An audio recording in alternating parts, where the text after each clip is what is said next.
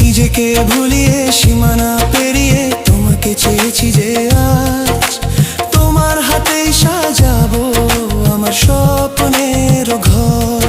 আমি তোমার প্রেমে পড়ে দুনিয়া ভুলে গেছি।